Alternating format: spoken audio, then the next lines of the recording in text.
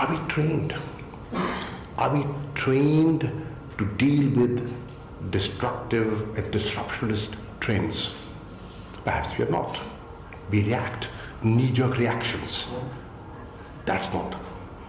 Policy is consistently thinking through and implementing.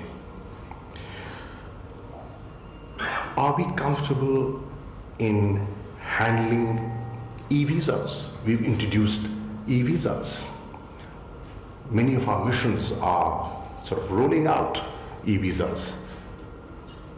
What are the challenges they're facing? Are they comfortable? Are they equipped and trained enough to deal with this? Then there is a concept that besides the launch ASAP that I intend to introduce. It's called FM Direct. What is FM Direct? How will it help me? I think it's a step to throw up new ideas. It's a step to look for out-of-box solutions to the challenges we are facing on a daily basis. How do we provide an opportunity to young officers, some of you sitting at the rear end, to excel and get recognized for your ability? How do we do that? Are we evolving a transparent way of communication? And what are the advantages of having a transparent communication system? The website we're going to launch today, in my view, will promote transparency, accountability, and enhanced accessibility. We should recognize, reward, and appreciate officers through their contributions and not grades. Our system is grade-based. 21, 22, 18, 17. We are stuck in that mindset. I think we will have to get out of that mindset. Delivery, performance is the grade and should be recognized as a grade. The first manifestation of vision for an office is the launch of the new website. In my view, this website is going to be user-friendly. It will enhance accessibility and hopefully will be more informative. Certainly more informative. I could see the smile. This will be launched. This will be followed by another launch. And what is that another launch? We have developed a new innovative app. And this has been developed with the help of NADRA, called FM Direct. This app will connect the foreign service officers across the globe directly with the foreign minister and his office. It's physically impossible to travel all over. It is physically impossible to connect with all officers. I can spend 18 hours a day, 16 hours a day, and I do, but that's not enough. It's not enough. How do we remain accessible? I think that is one option that technology has provided us to be available to officers and to ideas. In my view, this FM Direct would create a more meritocratic environment within the Foreign Office. It will enable officers of all grades, senior, junior, and their views will be heard at the highest echelon. And that is important. Unless you are heard, how do you get recognized? How do you search for talent? From amongst you, inshallah, many of you sitting here will be the future diplomats of Pakistan. One of you will be foreign secretary, ambassadors representing Pakistan. So how do we enable you to serve your country, which you do very ably, and I recognize that, despite the limitations, and I know the challenge that you have, across in numbers and in budgets. I'm talking of our eastern neighbor. I mean, they're far, far larger in officer corps and the money available to them.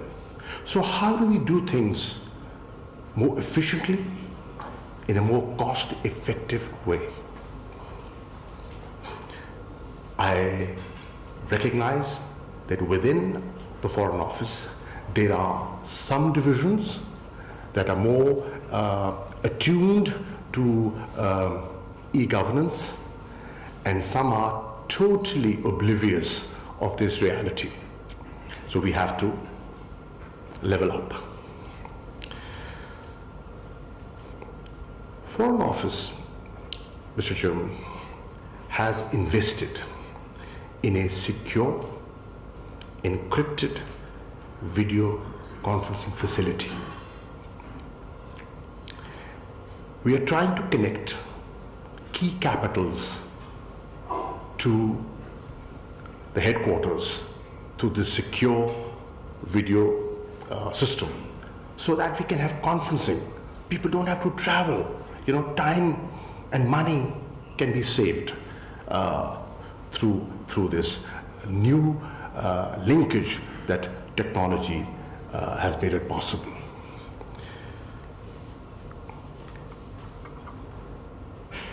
Then we are also in the process, and this is part of the Vision FO, we are in the process of, Excellencies, restructuring, redesigning, and relocating the Foreign Service Academy of Pakistan, a very important institution that will train the future diplomats of Pakistan. Inshallah, it'll take some time, but the concept has been approved by the Prime Minister, and we will be relocating to the former Chinese embassy that has been gifted to the Foreign Office of Pakistan by the Chinese government, and we are grateful for that. And they have been very generous, and they've offered to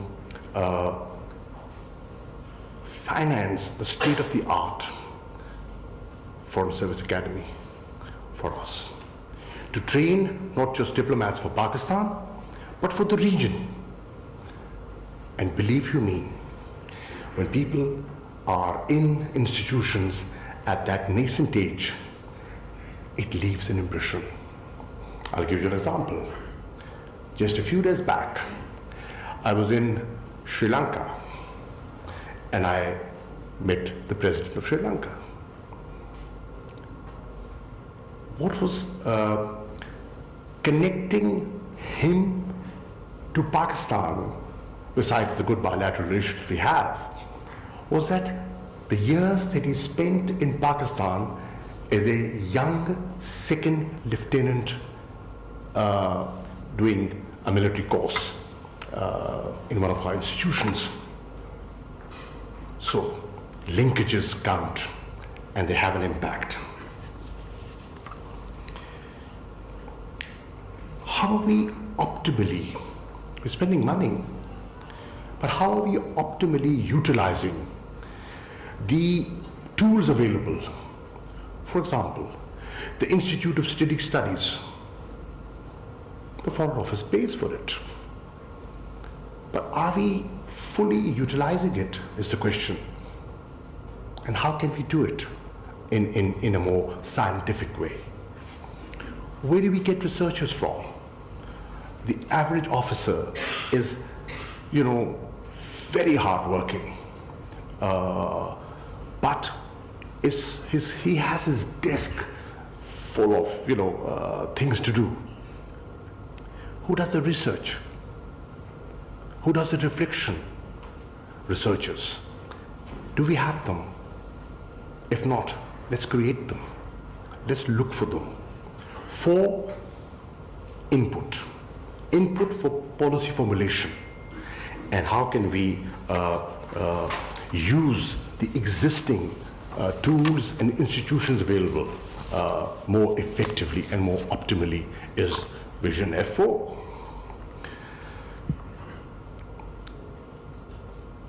Prime Minister, on my request, has set up a 3-member committee on what to do with the Institute of Regional Studies. You must be aware of that. To what extent it's contributing and what has been its performance needs to be examined. I am of the view they would be better placed in the Foreign Office, and we can give them the task that they were created for. So, that's part of Vision FO.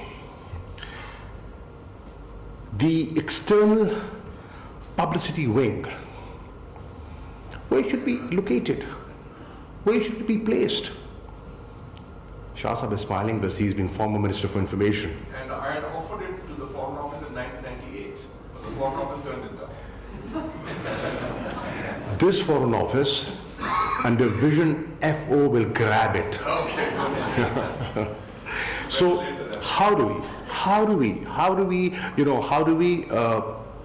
make use of a facility that is there and the taxpayer money is financing it? That's the question. We have institutions. Are we utilizing them properly or not? That is the question that needs to be looked into. FM Connect. What is this concept of FM Connect? And why do we need it? How do we engage? How do I, as Foreign Minister, engage with different stakeholders who will be affected by Pakistan's foreign policy? Am I getting their input? Or am I being deprived of that input? How do we set up a framework for a progressive foreign policy? And I think this FM Connect is a vision that we've already put in place, and I'm sharing it with you, is through coffee mornings. I've decided, and I invite people in groups, different sections of society, to come to the Foreign Office. We've opened up Foreign Office. We want to open up this Foreign Office to come, mingle, share, discuss, and get a feedback. I've had 2 such interactions, one with the international media correspondents based in Islamabad, and the other with the business community, business leaders, to promote economic diplomacy. And the next 2 that I'm planning are with academia. We have some very bright people sitting at different universities, not being acknowledged, not being connected. Think tanks. How do we connect with think tanks? That's the idea behind these coffee mornings and FM Connect. Moving on,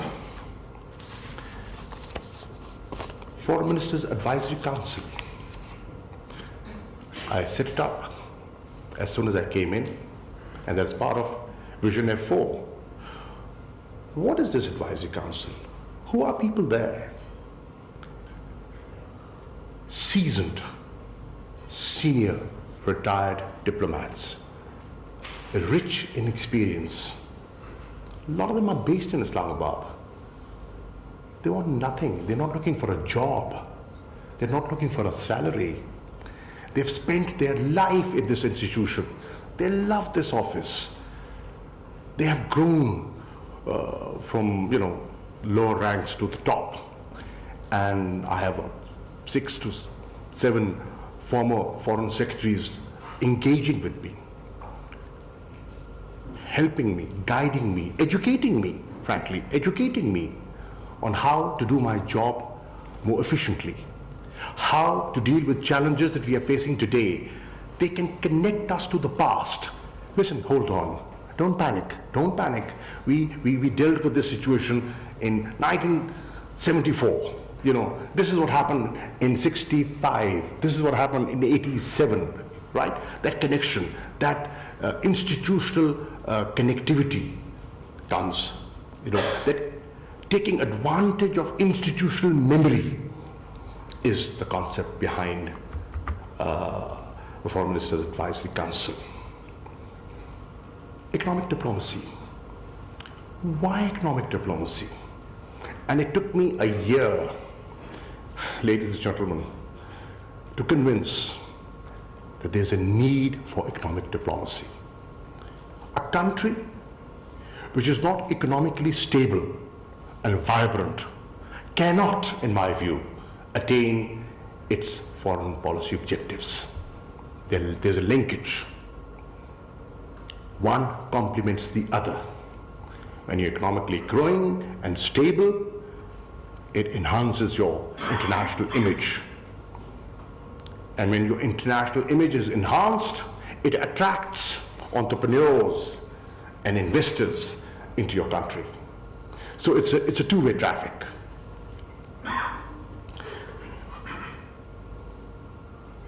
Fulfilling this and taking a step forward, we've just, the Foreign Secretary is here, concluded a 2-day envoys conference here in the Foreign Office called Engage Africa. The Ministry of connected with the Ministry of Commerce because it's their baby. We're not stepping on their toes. That's not the idea. There is no turf involved here. They lead, we assist. We are only holding hands for the betterment of Pakistan. How we can be supportive? How can our ambitions and our ambassadors sitting abroad be helpful in promoting investments and trade? And inshallah, the next envoys conference will be in the region. One was here. We had a discussion. We got input from the private sector, and then we have developed a roadmap. There was a presentation made to the Prime Minister. The President inaugurated it, and the Prime Minister came to the concluding session. And now we have a clear roadmap on how to engage Africa, a continent of 1.2 billion people with a combined GDP of $2.3 trillion. How do we connect with them? So the next step is Nairobi, 31st of January. The Ministry of Commerce, businessmen, and our envoys will be in Nairobi taking the next step forward for promotion of Pakistan's interests, economic and political.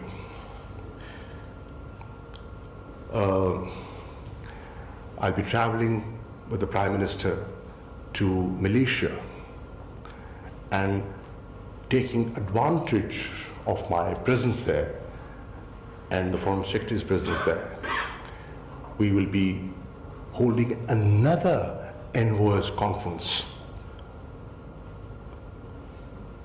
developing our Look East vision. Why do we want to connect with the East? Why is Asia being called, the continent of the future, the continent of the 21st century? Why? Why is the pendulum swinging this way? We need to understand and recognize that, and readjust and realign accordingly. For example, we have just signed, I was in Brussels to sign the strategic engagement plan with the European Union. Yesterday, in this very room, I had all the European, and some of here, the European ambassadors. And what we discussed was, okay, we've signed the engagement plan, great step. What next? Do we have a roadmap? Do we have a plan? What are we going to extract from this engagement plan? Do you have an idea? Europeans?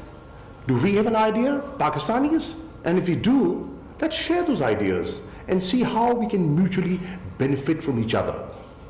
How can we promote not just trade and investment? How can that platform be used to promote bilateral relations with 28 important European countries? A very important market for Pakistan. Huge diaspora living in Europe. How do we tap on their talent is Vision FO. Kashmir Cell. We've set up, Shah Sahab, a Kashmir Cell in the Foreign Office. Different stakeholders meet. We share ideas, we discuss. And we are seeing this challenge, how to deal with this challenge, how to update the world on the changing situation in the Indian occupied Kashmir, how to tell them how human rights are being abused, how fundamental rights are being usurped. But the question is, what's the end game? Do we have a plan? And what is that plan? Vision FO should talk about that plan, that end game.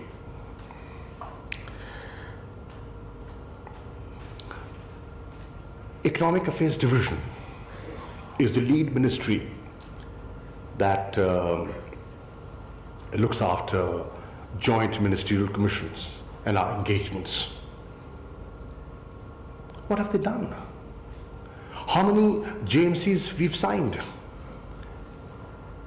Because I've seen, we have JMCs with many countries that we have not visited over the last decade or more. Why? What are we doing? MOUs, we sign MOUs. How are they being converted into improving the quality of life of the ordinary Pakistani? Is Vision FO. So, this is the concept that I wanted to share, and I think this is a step, a first step. Obviously, there are bright officers in this ministry, and inshallah, I will keep seeking your guidance and look forward to your support in serving this country in whatever way we can, more honestly and more efficiently. Let me thank DG Headquarters and his team for making this happen. Let me thank our website developers team for designing this new website for us. And let me thank you, Imran Akhtar Sahab, you and your team, for helping the Foreign Office gratis, without a charge. People in the private sector charge. You've done it for love of Pakistan. And thank you for doing so. Thank you, ladies and gentlemen.